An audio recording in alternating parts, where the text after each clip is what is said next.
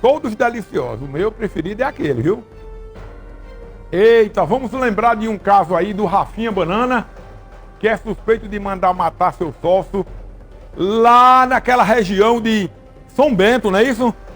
Lembro, era um sócio, negócio de jogos, não é isso? Ele foi preso, foi transferido de São Paulo, é? Tem novidade, prisão decretada. Eu vou lembrar o caso, foi decretado novamente. Lembra do caso de um empresário que estava indo para uma padaria e foi assassinado, tudo foi filmado. Vamos ver agora, põe na tela. Lunara, com você, Lunara, conta pra gente.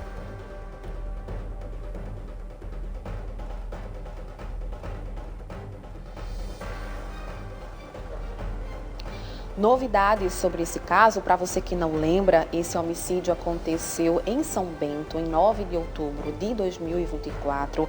O Valdenilson Dantas de Oliveira foi morto a tiros e o suspeito de ser o mandante do assassinato é o Rafael Cavalcante, mais conhecido como Rafinha Banana, que inclusive também se candidatou a vice-prefeito nas eleições de 2024. Bom, hoje a Justiça decretou a prisão, mais uma vez, do Rafinha Banana. Nesse processo todo são 7 réus e por isso nós vamos conversar agora com Getúlio Souza, advogado, assistente de acusação.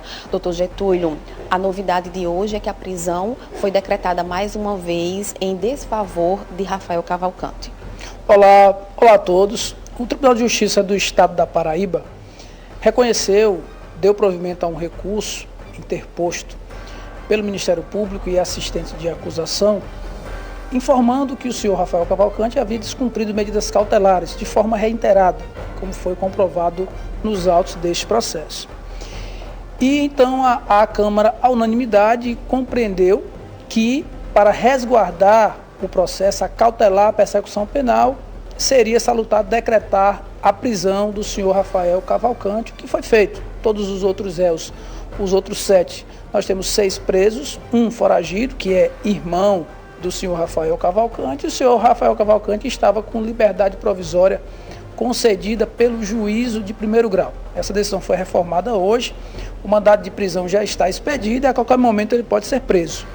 Agora, ainda no final do ano de 2024, ele foi preso em São Paulo e transferido para a Paraíba, mas aqui ele foi solto. Isso é verdade. Na verdade, ele foi preso pouco tempo após o homicídio, porque a Polícia Civil da Paraíba concluiu que ele era o mentor intelectual e mandante desse crime. Teve uma prisão temporária, ele foi preso fora da comarca, na cidade de São Paulo.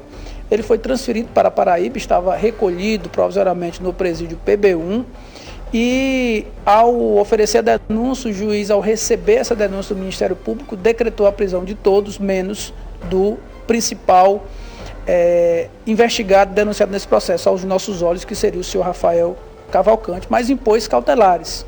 E desde esse primeiro momento, nós já nos insurgimos contra essa decisão que colocou em liberdade apenas um dos denunciados, aos nossos olhos o mais importante deles, e hoje, após ele descumprir reiteradas vezes, repito, as cautelares impostas, o tribunal reformou a decisão do magistrado e decretou a prisão, repito, que poderá ser preso e esse mandado ser cumprido a qualquer momento, não se sabe se aqui em São Paulo ou em qualquer estado do Brasil. Doutor Getúlio, para quem não lembra desse caso, tanto o Rafael como o Valdenilson eram sócios, né, de uma empresa de casa de apostas. O senhor pode narrar como é que aconteceu o homicídio e também a participação dos outros envolvidos?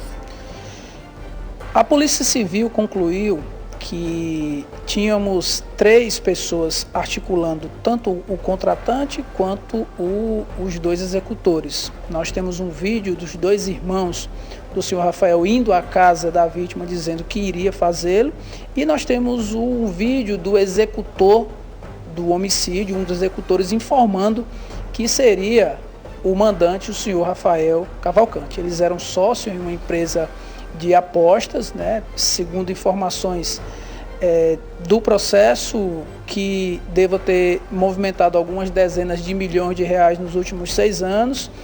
Também envolve uma questão de apostas na eleição de São Bento, segundo relatórios do inquérito e da ação penal, que o senhor Rafael Cavalcante devia para a vítima em torno de 15 milhões de reais. Então, segundo informações da Polícia Civil, eram cifras expressivas que envolviam tudo isso, e por ele ter perdido a eleição e estar devendo muito, esta seria a motivação do delito.